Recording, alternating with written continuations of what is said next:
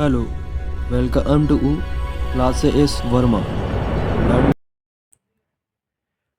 आज का हमारा टॉपिक है गोलीय दर्पण से प्रतिबिंब बनाने के नियम। यानी कि जो हमने कल वाला टॉपिक में गोलीय दर्पण उत्तल और अवतल पढ़े थे, उससे प्रतिबिंब का निर्माण कैसे किया जाता है। तो उसके कुछ नियम दिए गए हैं जो कि कुछ इस प्रकार है।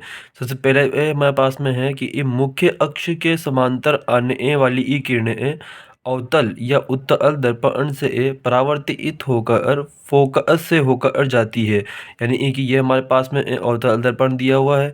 ये हमारे पास में इसका अब मुख्य अक्ष हो गया। ये इसका ध्रुव होता है पी, एफ यहाँ पे फोकस है और सी इसका अवक्रता केंद्र है।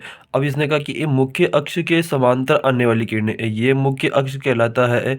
इसके समांतर अगर यदि कोई किरण आएगी तो वो टकराने के पश्चात में फोकस से होते हुए ही हमेशा गुजरेगी। तो जब भी हम इसका किरण प्रकाशी की का चित्र बनाएंगे तो उसमें जो समांतर रेखा आएगी उसे से परावर्तित होने के बाद में फोकस से गुजारेंगे।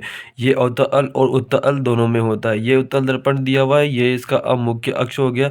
हो गया ये प्रकाश किरण आ रही है तो ये वापस इस तरह से लौट रही है। तो इसमें पीछे मिलाने पर ये फोकस से आती हुई प्रतीत होती है। तो ये इसका अब पहला नियम है। दूसरा नियम कहता है कि अवतल दर्पण के वक्रता केंद्र से होकर जाने वाली या उत्तल दर्पण के वक्रता केंद्र की ओर आने वाली।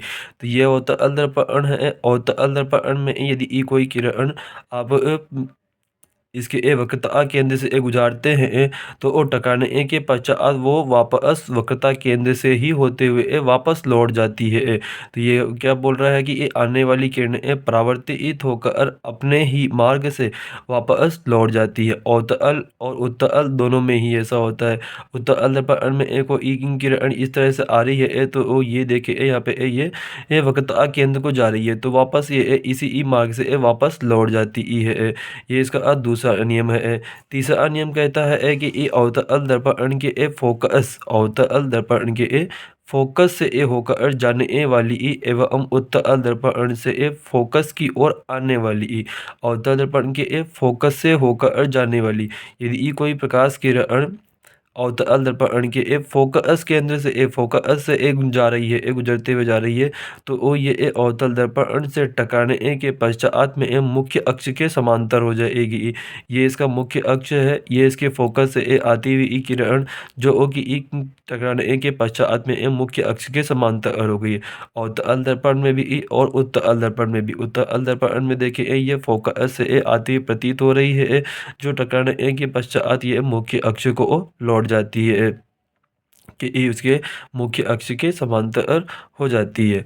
अगला नियम है हमारे पास में कि दर्पण के ध्रुव की ओर जाने वाली किरणें दर्पण के ध्रुव की ओर जाने वाली किरणें सम्मिलित रूप से परावर्तित होकर विपरीत दिशा में लौट जाती है। यानी कि ये अवतल दर्पण दे रखा है। इसके यदि कोई प्रकाश किरण सीधा ध्रुव से टकराती है यानी कि बीचों बीच बिंदु पी है जिसे हम ध्रुव कहते हैं, सीधा ध्रुव से टकराती है तो ये वापस उतने ही कोण से परावर्तित होकर लौट जाती है। ये इसका मान लेते हैं कि ये 30 डिग्री से आई तो वो ये 30 डिग्री से ही वापस लौट जाएगी। अवतल दर्पण में भी और उत्तल दर्पण में भी।